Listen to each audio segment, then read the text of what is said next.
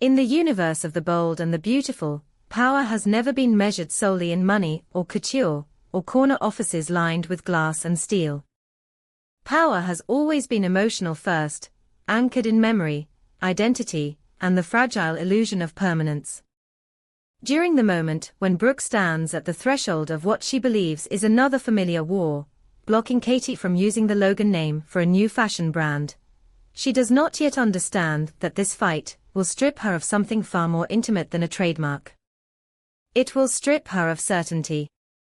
It will force her to confront not only the possibility of death, but the more terrifying realization that she has been living for years not to build something new, but to prevent herself from being replaced.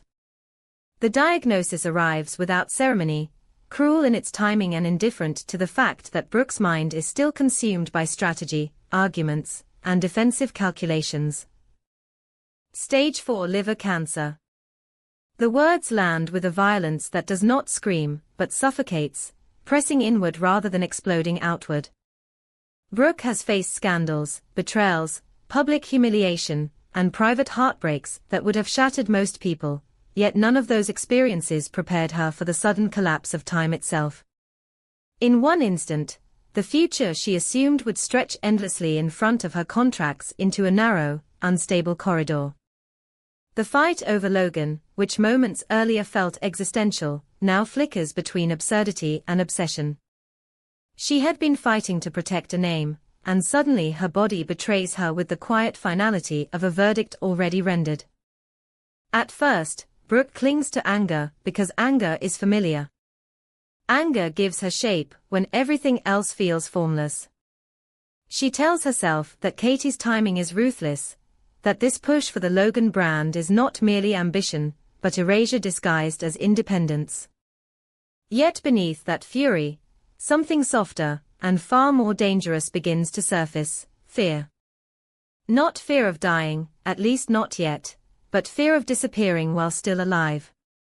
Brooke realizes, in the sterile light of the hospital room, that what she has guarded all these years was never just the Logan name. It was relevance. It was the terror that without the brand, without the title, without the symbolic weight of being Logan, she might become optional. Replaceable. Forgettable. As the shock settles, Brooke begins to reframe her memories, not nostalgically, but with a forensic intensity. Every compromise she made, every bridge she burned, every battle she fought under the banner of protecting her legacy suddenly looks different.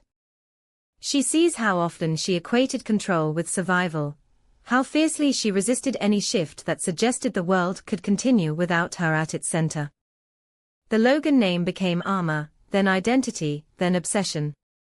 And now, as she stares down a terminal diagnosis, she must ask herself a question she has avoided for decades. If the name survives, but she does not, what has she truly protected? But the universe of the bold and the beautiful rarely allows tragedy to remain simple, and Brooke's story is no exception. Almost immediately, small inconsistencies begin to surface, details that would have gone unnoticed by anyone less accustomed to navigating chaos. A timestamp on her test results that does not align with her actual appointment. A physician's signature attached to her file, unfamiliar, unaffiliated with the hospital system she has used for years. These are not the dramatic red flags of a conspiracy thriller, they are subtle, bureaucratic fractures that whisper rather than shout. Yet Brooke has lived long enough in a world of power plays to know that manipulation rarely announces itself.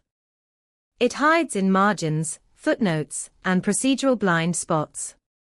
The possibility that the diagnosis itself may be compromised creeps into her mind slowly, almost unwillingly.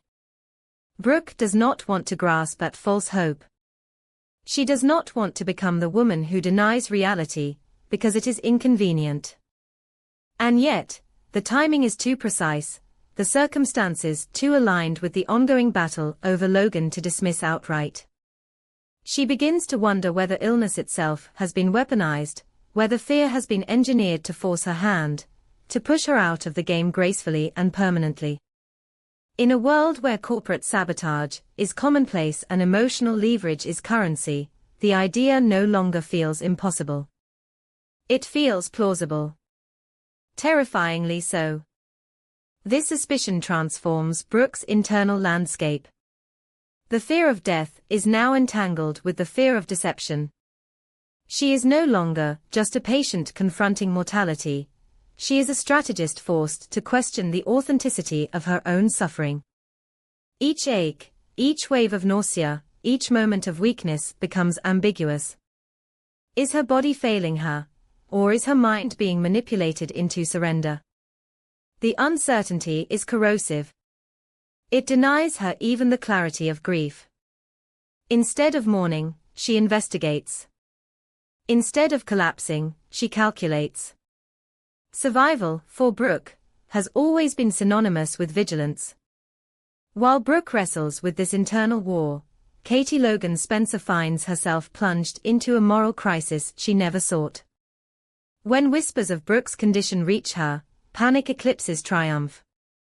The possibility that she might secure the Logan trademark while her sister is dying feels obscene, a victory so tainted it would poison everything it touched. Katie has fought too hard, endured too much, to allow her success to be framed as opportunism born from tragedy. She does not want to be remembered as the sister who rose by stepping over a grave. Katie's terror is not rooted in public perception alone. It is deeply personal, carved from years of living in Brooke's orbit, years defined by admiration, resentment, love, and a longing to be seen on her own terms. She has spent her life negotiating space around Brooke's enormity, shrinking herself when necessary, pushing back when she could no longer breathe. The Logan brand represented, for Katie, a chance to claim her lineage without apology, to assert that her story mattered independently of her sister's. Now that dream feels grotesque, as if the universe has demanded an unbearable price for her ambition. The idea that Brooke's illness might not be what it seems introduces a new layer of anguish for Katie. If the diagnosis is real, then every move she makes risks cruelty. If it is false, or worse, manipulated, then Katie becomes an unwitting pawn in a psychological war designed to break Brooke by isolating her from purpose. Either scenario traps Katie in an ethical labyrinth with no clean exit. She cannot advance without guilt, cannot retreat without surrendering everything she has fought to build. Her love for Brooke and her hunger for selfhood collide with devastating force. Katie's fear crystallizes around a single, horrifying thought, that winning the Logan trademark under these circumstances would not be success, but contamination. A brand built on silence, grief, and suspicion would forever carry the shadow of Brooke's suffering, real or fabricated. Katie understands that fashion, like identity, is narrative-driven. The story behind the name matters as much as the design itself. And this story, sisters divided by ambition while death looms, threatens to destroy not only her brand, but her sense of integrity. As the sisters spiral inward, the Logan name itself becomes a silent witness to their unraveling. Once a symbol of resilience and glamour, it now stands as a fault line, exposing the emotional architecture beneath decades of shared history. Brooke's grip on the name reflects her terror of erasure. Katie's pursuit of it reflects her desperation to exist fully. Neither woman is wrong, and neither can win without loss. The tragedy lies not in their conflict, but in the timing that forces them to confront it under the harshest possible conditions. Brooke's growing suspicion about the medical irregularities does not bring relief, it brings rage. If someone has indeed tampered with her records, they have committed an unforgivable violation, transforming her body into a battlefield for corporate dominance. The notion that her mortality could be exploited as leverage pushes her toward a fury colder and more focused than anything she has known. This is not the impulsive anger of jealousy or betrayal. This is the anger of a woman who realizes that her vulnerability has been mapped, calculated, and possibly monetized. Yet even as Brooke sharpens her resolve, doubt gnaws at her. What if she is wrong?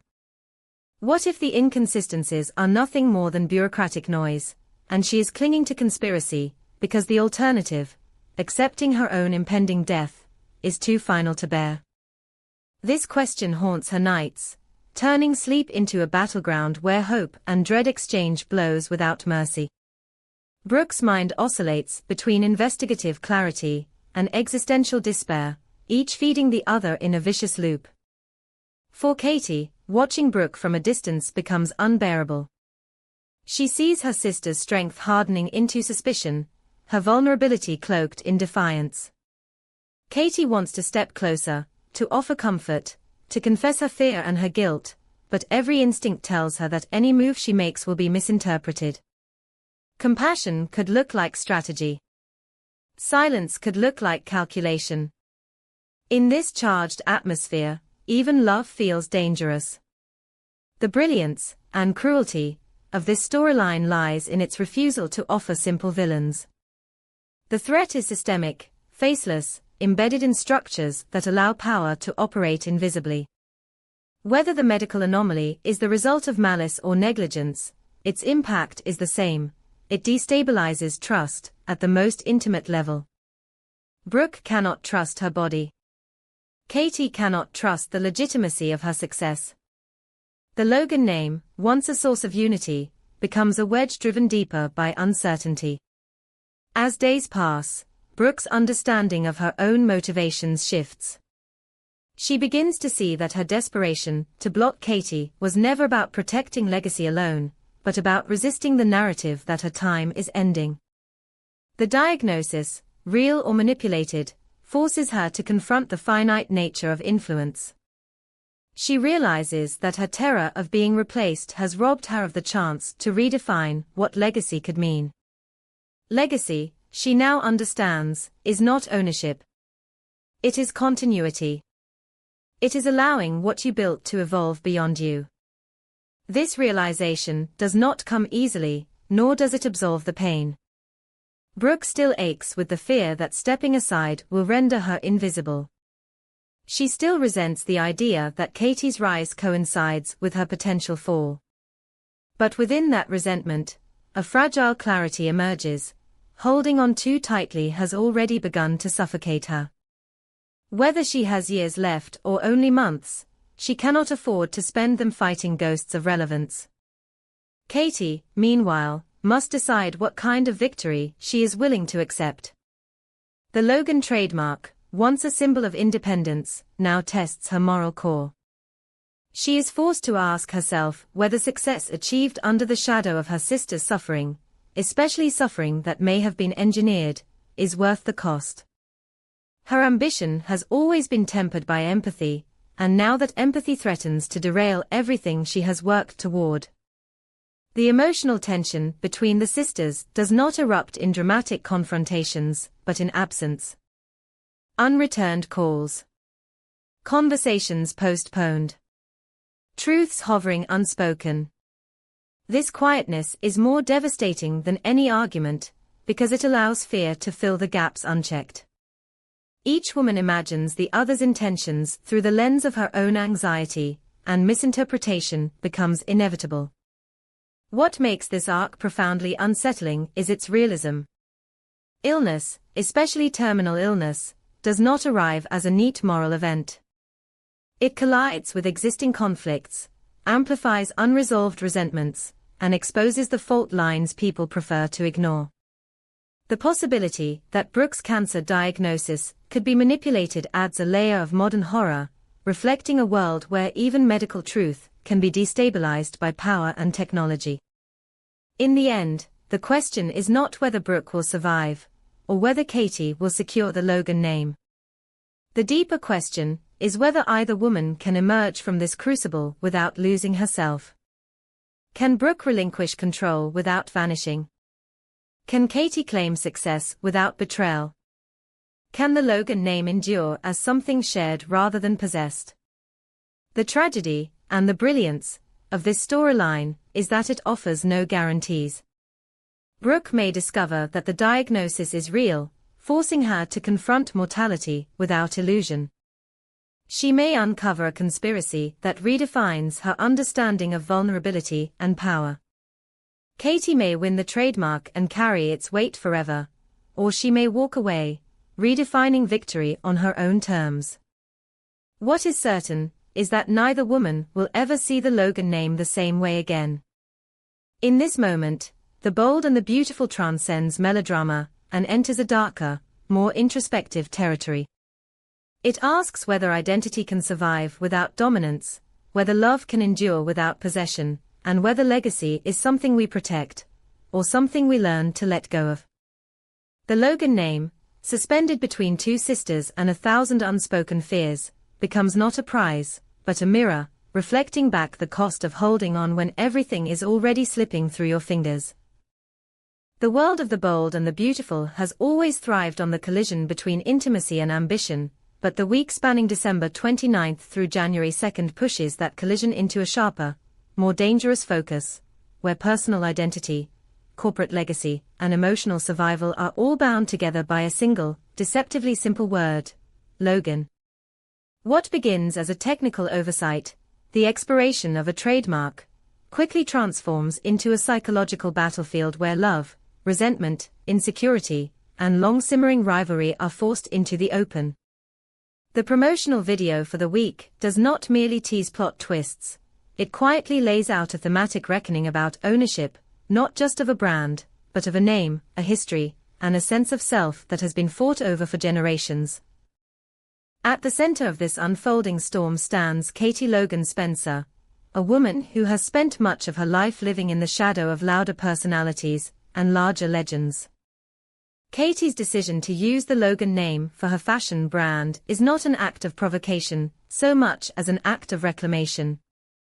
To her, Logan is not merely a corporate identifier or a symbol stamped on fabric labels. It is a personal inheritance, a word saturated with memory, intimacy, and emotional truth. When she argues that Logan was the nickname Brooks' husband used for her, she is not trivializing the name, she is grounding it in lived experience. In Katie's mind, the name belongs to the moments that shaped her, to the quiet endurance that allowed her to survive heartbreak, illness, and years of being underestimated. Her brand is an extension of that journey, a declaration that she is no longer content to exist as a supporting figure in someone else's story. Yet for Brooke Logan Forrester, the issue cuts far deeper and far more painfully. Brooke's resistance is not born from jealousy alone, nor from a simple desire to control the narrative. The name Logan has become inseparable from her public identity, from the image she has cultivated within the world of high fashion and within the walls of Forrester Creations. To Brooke, Logan is not just a surname, it is a brand forged through decades of visibility, scandal, resilience, and reinvention. Every triumph and every humiliation she endured is etched into that name, and the thought of it being repurposed, especially by someone so close to her, feels like an erasure of the sacrifices she made to elevate it. Brooke's insistence that the issue is bigger than that reveals a woman grappling with the fear that her legacy is slipping out of her hands, that the symbol she believed she owned has always been more fragile than she allowed herself to admit. Hovering between these two women is Ridge Forrester, whose casual habit of calling Brooke Logan becomes a loaded gesture under the weight of the trademark battle. What once functioned as a term of endearment now exposes the blurred lines between personal affection and professional branding. Ridge's attempt to shut down Katie's ambitions by asserting that they own the Logan trademark is instinctive, almost reflexive, a move rooted in decades of defending Forrester dominance. Yet this instinct betrays a dangerous complacency. Ridge assumes continuity where there is none, permanence where vigilance was required. His confidence is undermined the moment Liam Spencer begins to dig deeper and discovers the uncomfortable truth. They once owned the name, but they no longer do. That discovery fractures the illusion of control that Forrester Creations has long relied upon. The expiration of the Logan trademark is not just a legal oversight, it is a symbolic lapse, a moment where the past fails to protect the present. Liam's investigation is driven by more than corporate loyalty. As Katie's son, he understands what this fight means on an emotional level. To him, securing the Logan name is not about defeating Brooke, but about validating Katie's right to stand independently, to succeed without asking permission from a legacy that has too often marginalized her. Liam's determination carries the urgency of a son who has watched his mother compromise, retreat, and endure for the sake of harmony, and who now sees an opportunity to finally put her first. Parallel to Liam's efforts is Carter Walton, whose discovery of the same legal vulnerability introduces a race that is as much psychological as it is procedural. The promotional footage of Liam and Carter clicking furiously on their laptops distills the drama into a visceral image of modern power struggles, where destinies are decided not in boardrooms or ateliers, but in seconds measured by server response times and digital filings. Brooke's anxious question, whether Logan is still theirs, echoes with a sense of entitlement that suddenly feels precarious. For the first time in a long while, Brooke is forced to confront the possibility that the name she has wielded as both shield and sword may slip beyond her grasp, not through betrayal, but through neglect. If Liam ultimately wins the race and secures the Logan trademark for Katie, the victory will resonate far beyond the fashion world. It will mark a turning point in Katie's evolution, a tangible affirmation that her ambitions are not derivative but deserving. This triumph would signal the beginning of a broader transformation, positioning Katie not as Brooke's quieter counterpart, but as a formidable force in her own right. Yet even in defeat, Katie's resolve remains unshaken. The narrative makes it clear that obstacles do not deter her, they refine her. Each challenge deepens the rift between her and Brooke, not because Katie seeks conflict, but because she refuses to shrink herself to preserve someone else's comfort. While the battle over Logan unfolds in boardrooms and legal filings, a quieter, but no less unsettling story takes shape within the domestic space of Will Spencer. The introduction of Dylan, a woman who finds temporary refuge in Will's guest house after being discovered homeless, initially frames Will as a compassionate protector. His instinct to help is sincere, rooted in empathy and a desire to do good. Yet the promotional hints suggest a darker undercurrent, one that transforms generosity into vulnerability. Dylan's watchful gaze through the window, her silent observation of Will's movements, plants the seeds of an obsession that threatens to destabilize the safety Will believes he is offering. This storyline taps into a recurring theme within the bold and the beautiful, the peril of savior narratives. Will's role as Dylan's hero places him on a pedestal that is inherently unstable. By positioning himself as her protector, he inadvertently becomes the focal point of her emotional dependence. The boundary between gratitude and fixation blurs, and what begins as shelter risks becoming captivity of a different kind. The presence of Electra Forrester, who reassures Dylan that all Will seeks is her respect, only intensifies this dynamic. Electra's words, meant to normalize Will's intentions, may instead validate Dylan's growing attachment, reinforcing the idea that Will's attention is both earned and deserved. Dylan's emerging obsession mirrors, in a more intimate register, the broader conflicts over identity and ownership playing out elsewhere. Just as Brooke clings to the Logan name as proof of her legacy, Dylan may cling to Will as proof of her worth, her survival, her place in a world that has previously discarded her. The danger lies in the asymmetry of their needs. Will offers help from a position of stability, Dylan receives it from a place of profound loss. When those positions collide without clear boundaries, the result is not gratitude, but imbalance, and imbalance is fertile ground for obsession. Taken together, these intertwined narratives reveal a week where the central question is not simply who will win a trademark dispute, or how a new character will disrupt domestic peace, but who gets to define themselves in a world that constantly seeks to define them instead. Katie's fight for the Logan name, Brooke's fear of losing her symbolic authority, Will's struggle to reconcile compassion with self-preservation, and Dylan's search for security all orbit the same emotional truth. Identity is never static, and control is always an illusion. The fashion drama intensifies because it exposes the fault lines within relationships that have long relied on unspoken hierarchies. Brooke's dominance, Ridge's assumption of ownership, and Forrester Creations' historical supremacy are all challenged by something as mundane as an expired filing. The message is quietly devastating: power must be maintained, not presumed. Meanwhile, the personal drama escalates because it underscores the cost of kindness when it is not accompanied by clarity. Will's desire to help Dylan is admirable, but without an awareness of the emotional debts it creates, it may lead him into a web he never intended to enter. As the week unfolds, the stakes continue to rise, not through explosive confrontations, but through accumulating tension. Every argument between Katie and Brooke sharpens the sense that their bond may not survive this battle unscathed. Every click of a keyboard heightens the suspense over who will claim the Logan name. Every silent glance from Dylan deepens the unease surrounding Will's home. The Bold and the Beautiful once again demonstrates its mastery of slow-burning drama, where the most consequential moments are often the quietest. In the end, the revelations promised by the show confirm that the fashion world is merely the stage upon which deeper human conflicts play out.